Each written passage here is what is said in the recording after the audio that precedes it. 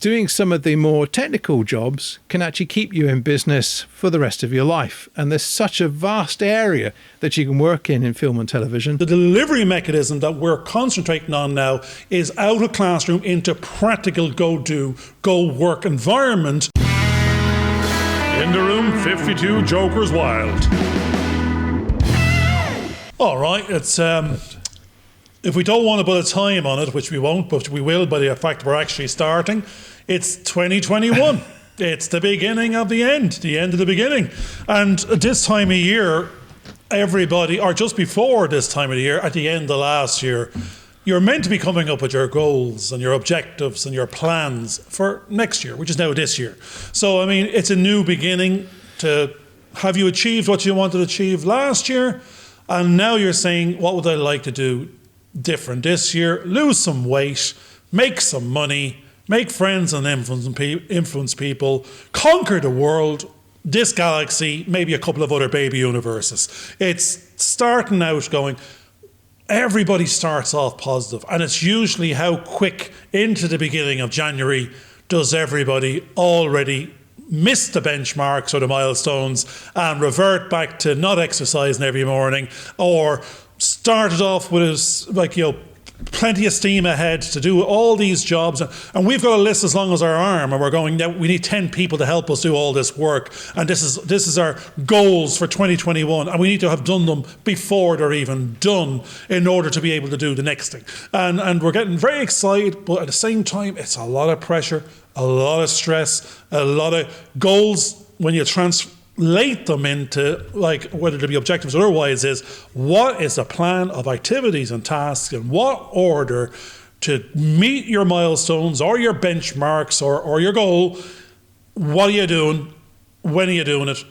When are you doing it? You're trying to give those deadlines. When are you doing it by? And are you going to keep to those milestones? So we're going to stick to the language of 2021. What are our milestones? What are our goals? What do we want to achieve this year?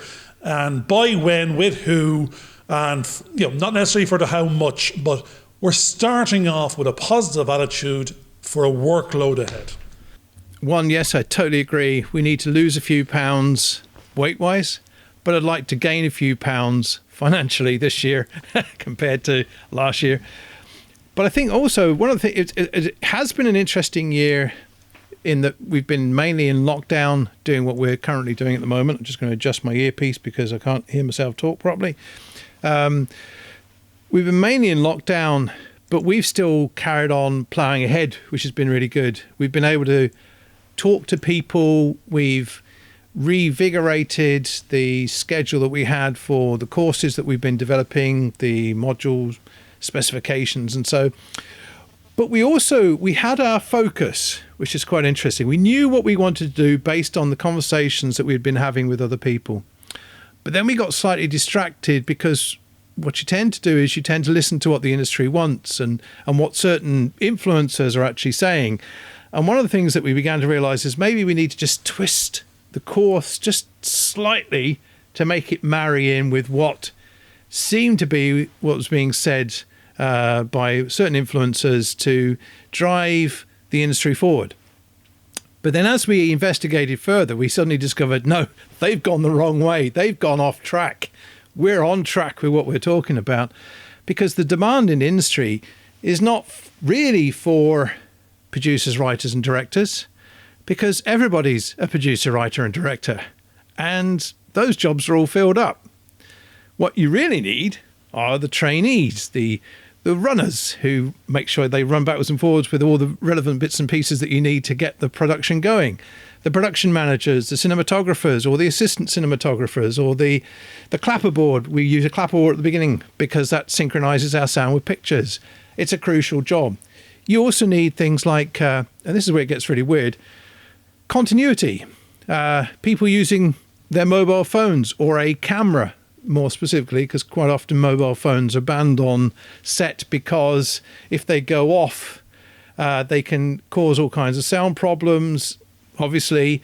But the other thing is, if you're receiving text and it's on a quiet mode or it's on flight mode, the little electronic signal that gets sent to your mobile, You may not hear it, but it ends up on the track of sound and ruins that particular take. So these things tend to be banned.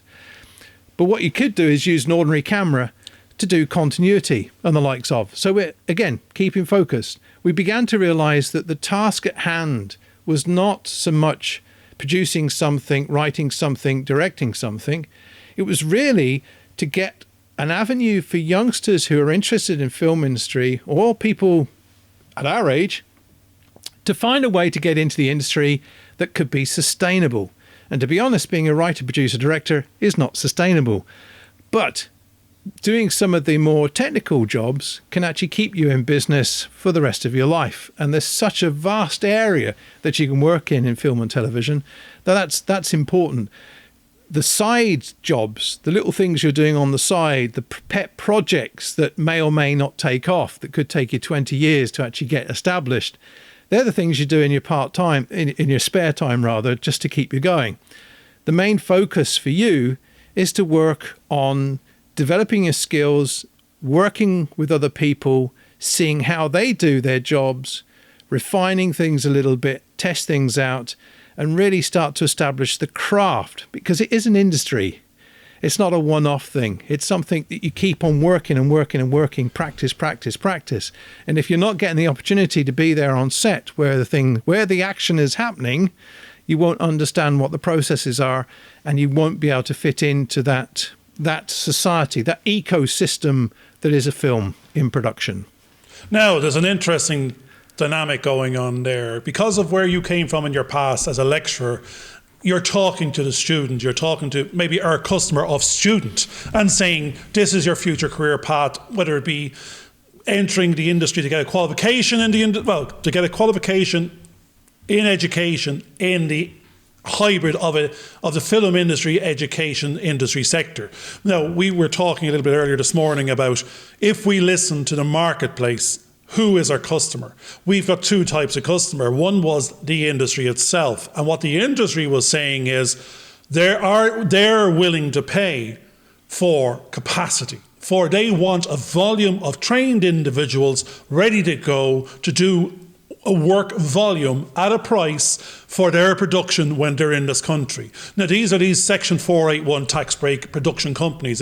Ireland is, as an example, and most of the European countries and most countries out there have set them up to be attractive to foreign direct investment of foreign productions coming into this marketplace and do their production here and get a very, very attractive tax break to spend their production spend predominantly in this country. What that actually means is spend their money on wages of employees that are more than likely, the majority are resident in Ireland, and therefore will spend those wages in this economy. So it's attracting foreign investment into this country to provide Irish wages in the main, or a stimulus to the local economy. That's what the film production industry is to Ireland and Northern Ireland and England, and anywhere with a tax break that's trying to attract this nature of work and industry.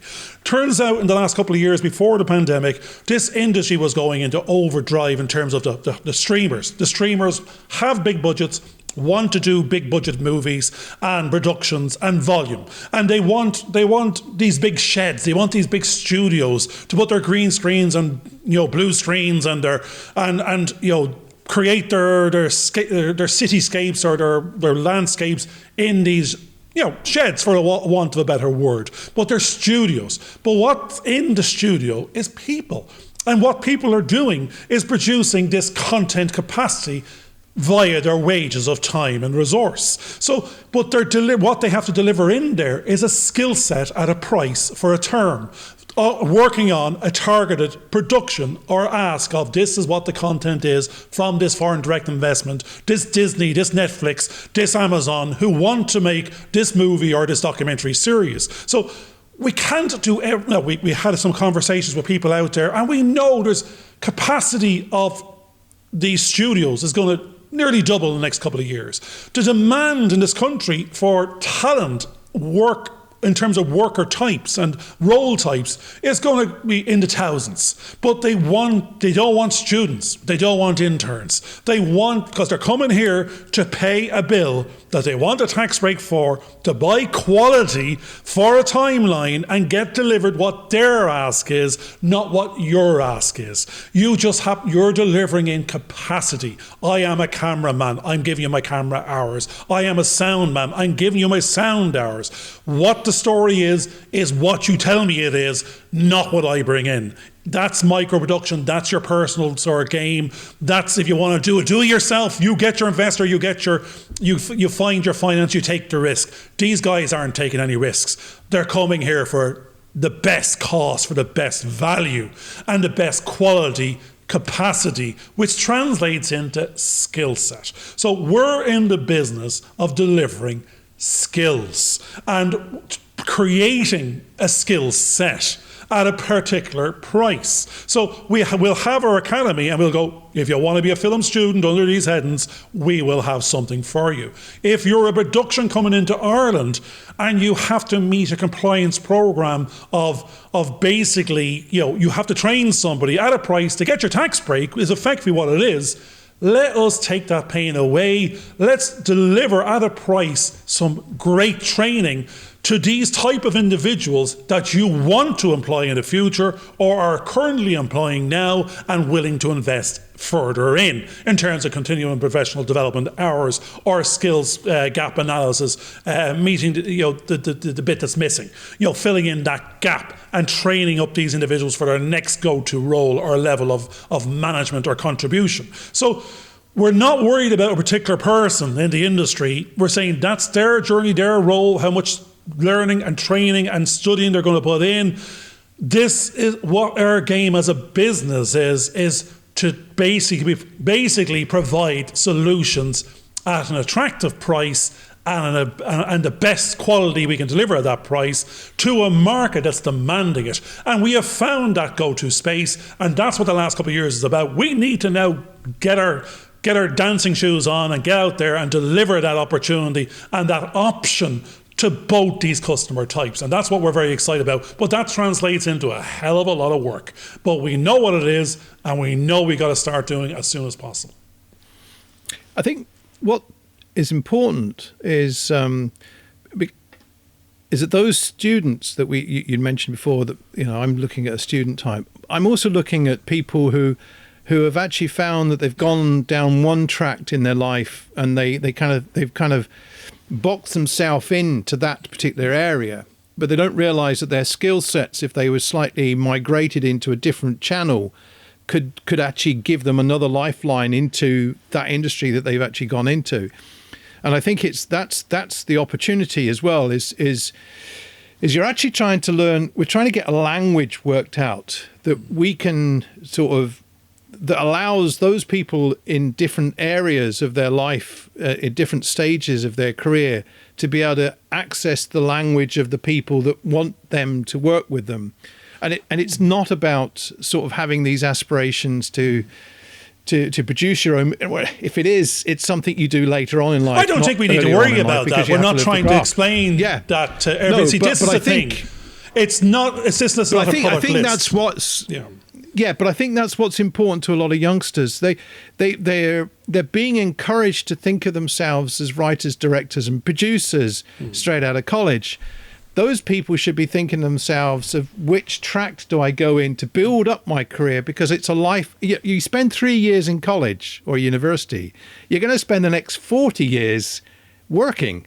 So you've got to get that working mind. It's not about being a student. It's not about playing around. It's not about learning, although you are going to learn throughout the whole of your career. It's about making yourself adapt yourself.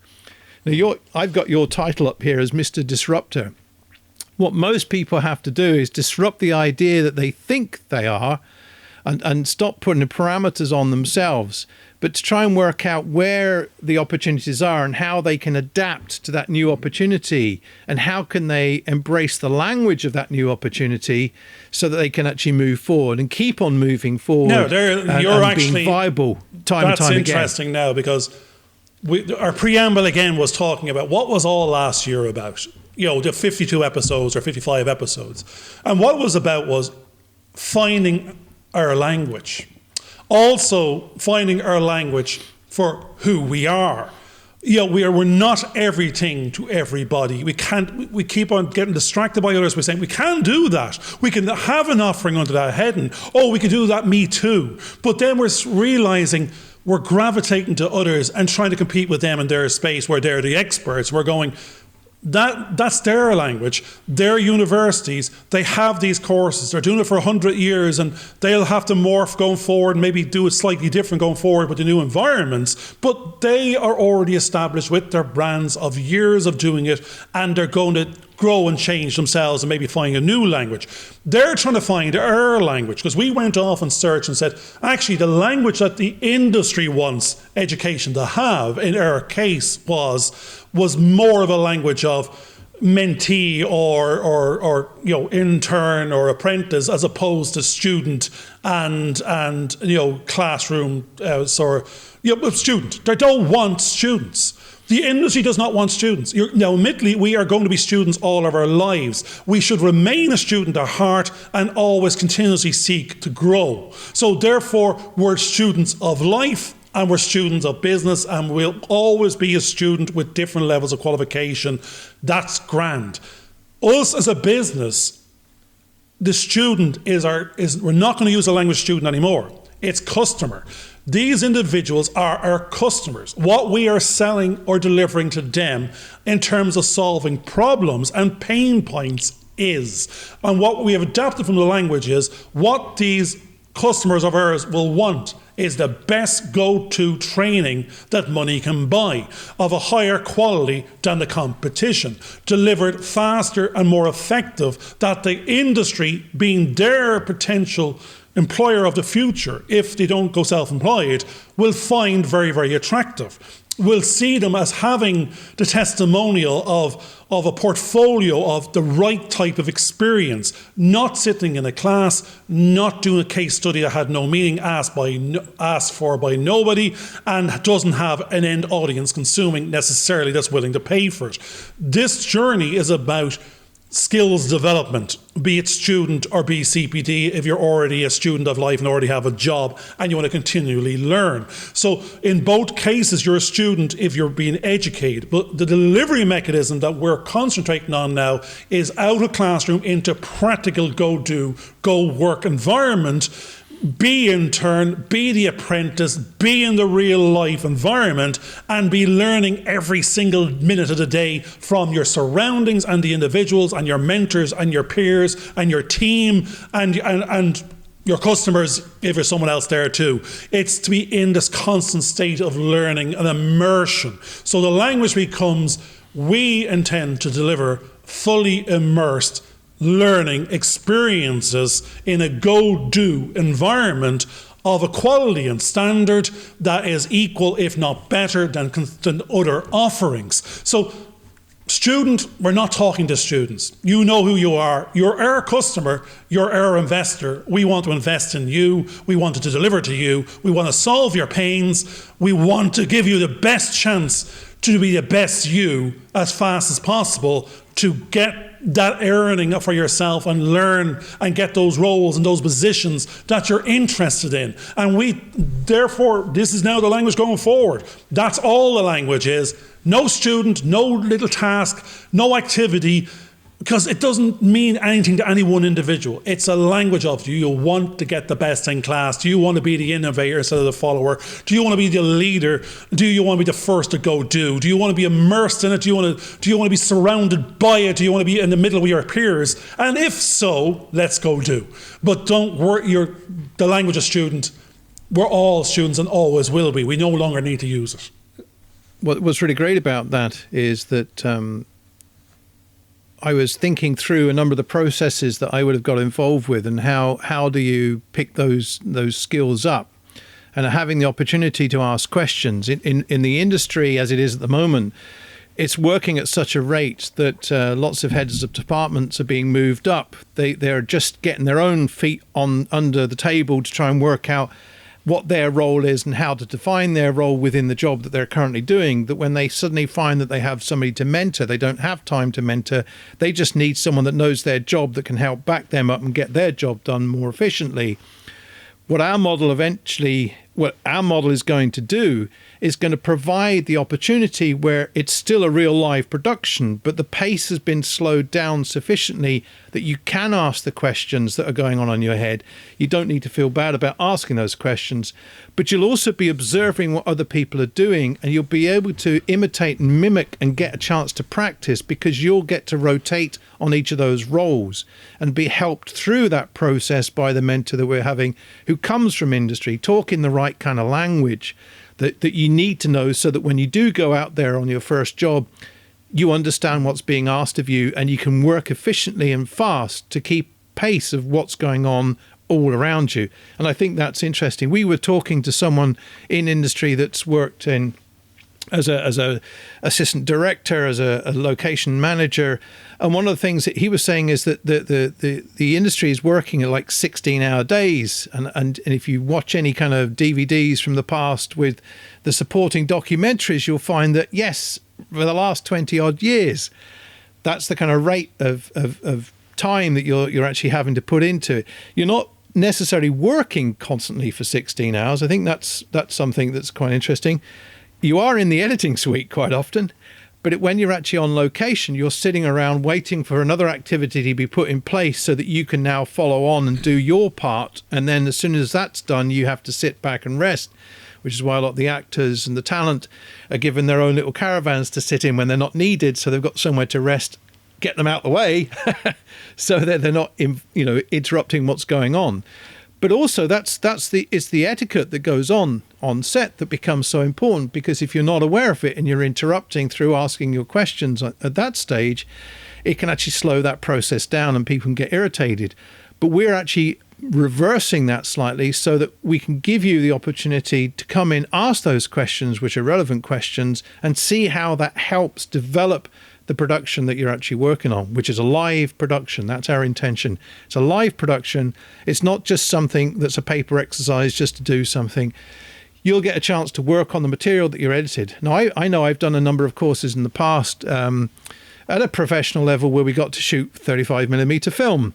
And it was great. We were using a 35mm camera. We were shooting scenes, and it was brilliant. And we said, right, when's the stuff going to be processed and when can we get to edit it? And it never did. And we kind of went, well, that was a waste. The point of actually shooting that material was that you need to be able to see the end result so you can edit together and see how it works as a story. And that's a key point. Now, interesting. I'm going to say what is very strange is we started off this conversation and we were talking about New Year's resolutions. And focus. As soon as we said that, we went into a sales pitch. We went off into a brochure. We went off into talking about students, what they're doing on set, mentored or menteed. Nobody cares. Unless we're talking to a targeted audience that want to become a student or a worker in the film industry. What we just did was a brochure. We just did a sales pitch. And that's not what we're talking about. But the weird thing is, we didn't know we were going to do that. That's where our mindset is of where we've arrived from last year. We're now trying to go, we've got to explain what this is. We've got to brand this. We've got to get that out there. We've got to let the audience know we have a product. This is what it is. This is how it's different to the competition. This is what you'll be doing. This is what you're paying for. So no matter what product you might have as a business or if the product of yourself, that's the same thing. It's why are you here? What are you selling? What's it about? Why would I be interested? If I am, or not me, who would be interested? I might know somebody, I could tell them about you. Why are you different? Why would I be telling them about you? And therefore, the whole point of anyone selling anything is, without selling, is to get someone else excited about it, that they start asking more questions, that they start picturing themselves doing that activity, that they see themselves as part of that process, that they want to queue in a queue and beat someone else to those limited seats. They want to be part of the exclusivity, part of the boutiqueness. They want to be the innovator. They see themselves in it. So to generalize it back down and go, why would anyone listen to this show of two guys talking about their product and their brochure? Just turn the fucking thing off. I don't care about that. I know nothing about that. I didn't ask for that. I don't want. This is my time again. You're using it. I don't want to be sold. But so we're going to reel it back in and go, this is just about goals. This is just, no, we're very excited. And now it's our second nature language is we're talking product. We're talking service. We're talking why we're better than you. We're talking why we're better than that bunch. We're talking why you should be coming to us and not them. So we're finding those USPs, unique selling points. We're finding those differences. We're finding, the why would we be seen by someone else as being a credible offering in a consideration set that, well, there's two other film schools, I've never heard of you, so why are you number 3 now? And you're saying you're better than those two. Why are you better than those two? How could I believe that? And this is where we also discussed that for us to be believed on without having existed before, never mind the skill sets of those involved and who's going to be delivering it, we know that's an element of belief. Are we credible? Well, do we exist? We have a website. Well, anyone can have a website. That could be put up in the morning. Where are we? Oh, we have a physical location. But, don't worry about whether activity is going to happen there or not. We can be found, we have a website, we have a legitimate address. We exist north and south of the border. We have 2 legal entities. We are real. We can be sued and sue in our own name. We have insurances. We're complying in terms of we exist and you can enter relationships with us. Now we're going, what are you selling? Now, for the last year, we've been selling nothing other than ourselves, that we exist, that we look like this, that our personalities, if you just talk to us, or go off and listen to a podcast, look at a little show, and you can see us. You can see, are we likeable characters? Would you trust us? Would you have a chat with us if you were in a pub? If we started talking about our expertise, would you believe us? Well, I'm qualified, George's qualified. Check our credentials, go back and look at our CVs. We're qualified. We're credible. We have history. We exist. We're there, you can talk to us. You can enter contracts. We're insured. Therefore, it's this believability. Now you're going, how are you better than the Rolls Royce? You didn't exist last year. You're saying you're a Rolls Royce. You're a Mercedes. You're not a Lada. You're not going, I'm a Ford Model T, which is probably worth more these days now as a classic. But just in the sense of, we have different bells and whistles. That's what we're saying. We're a different colour. We're going to be consumed a different way. We feel that we are the answer to the questions that industry and education ask. That was what our research said. Here are our pains. And we spent a year or two going, how do we solve the industry's problem? Not all of it, a piece of it. How can we own a piece? And that's all we did. We researched a piece and we came up with a model, came up with a set of solutions, and we're packaging them, and we come up with a price, and we're going to say, this is what the product and service looks like, feels like, can taste like, can touch, and when and where and how much. So therefore, any business has to have all that. Websites, social media, brand believability, competitor analysis, where are you pitching yourself against? Are you doing these things? Have we done those things in the past? And what we've realised now is this year or the next couple of months is now moving into this branding of the packaging of the product. We have the research, we have the analytics, we have the appendices, we have the makings of it, but the consumer doesn't want the yellow pages. It just wants the bit that's relevant to them based on who they are. So now it's our turn to get customised packaging targeting particular customer sets with particular product offerings. They don't care how we deliver it. Is it believable? Is it quality? Is it affordable? Is it worth the price you're asking? When can we have it? How many seats are there? Where's the queue? And what do I get if I pay all this? And what's the proof? Nearly at the end of it, it's what's the proof of the quality. And that's where we are now going on that journey of certification and compliance certification, because when we deliver it, was it to a quality at a price? That's all that matters to the customer. We obviously have just come away from the kind of Christmas break and the new year, which is where we've just started. And I think one of our focuses that we're having at this particular point in time is that we're trying to get back into gear. And we've had our rest. We've had our Christmas turkey and our Christmas pudding with skilly sauce, the brandy all over it. what we're trying to do now is get back into gear and pick up where we were at the end of last year and make sure we've not gone off track, that we haven't gone off road into the big sort of, I don't know, big tired four-wheel drivey things, because we need to get back on track to get to where we want to try and get to and become more focused. I think that's a key point. And I think that's where a lot of people are trying to work at. They're trying to pick up the pieces. There is a sense of anxiety at this point, though, because of the way that what's happening all around us. We're seeing lots of shifts, lots of changes. There is a kind of change in what's happening. We're seeing a change in America. We're seeing which influences what happens here, because that's where the industry comes from to make a lot of films for Netflix and the likes of. We're seeing Brexit has now occurred, where English people like myself are now going to get stopped if we go to Norway or Belgium, if we haven't got the right paperwork. We need to get a visa. Thankfully, I don't have to get a visa to go down south yet, which you never know with the way things are going. So I think that's the key thing. We're trying to get back into our old selves and wake ourselves up and kind of go, right, that's where we're going, and build up that energy and just make sure we're on track and going in the direction we want to go, which is why this is one of those kind of first videos that we're doing or podcasts at the moment for 2021. We'd actually been stacking them up quite nicely, and we've used them all up now because we've slowed down a little bit. We've been very busy with other things, but now we're going to get back on track and make sure that we keep these going, because there is something in it. It is a record of what we're doing and how we're getting on with our particular business at this particular point in time. It is relevant because there are a lot of people trying to set up their businesses at this point and wondering how to actually move things forward. We're learning as we go along. There's a lot of things that we can bring to this, which I think is important, but there's a lot of stuff that we need to learn, and we need to make alliances with other people that will help us move in the direction that we want to go in. And so far, the conversations have been good. There's not been anything negative that's kind of held us back. And I think that's an important part of where we're going with things at the moment. So we're keen to go forward.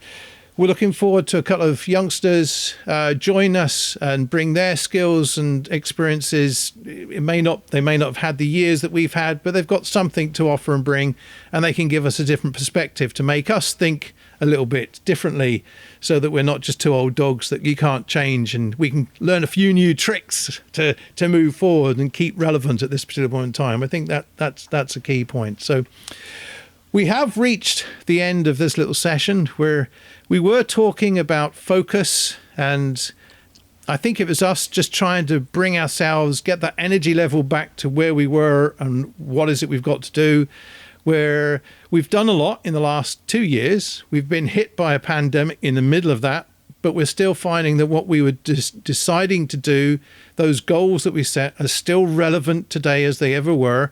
And the more and more we talk to industry, we realize that, yes, we're doing what's necessary, and there is a real demand for the opportunities that we're able to give to people.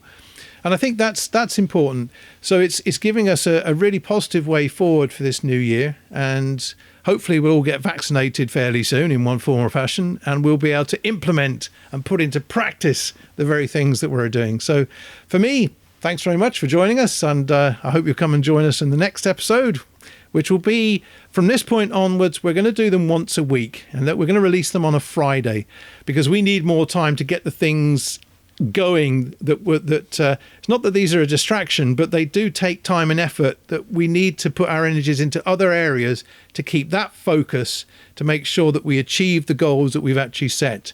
And that's what we're moving towards. So we'll be here once a week as opposed to twice a week. So bye for me, George, and last word from Garvin. Oh, I was trying to stay focused, but excuse me. Yeah, focus is we started off with the word focus. We weren't focused during the little session, but we actually were. We suddenly realized we were focused on ourselves, our product, our brand, what we're selling, our customers, and we lost focus of the genericism of anybody that might be listening to this. Can you not make it relevant back to us? So we know your journey, but we can see it as relation to ours. So we're going to try and stay more general.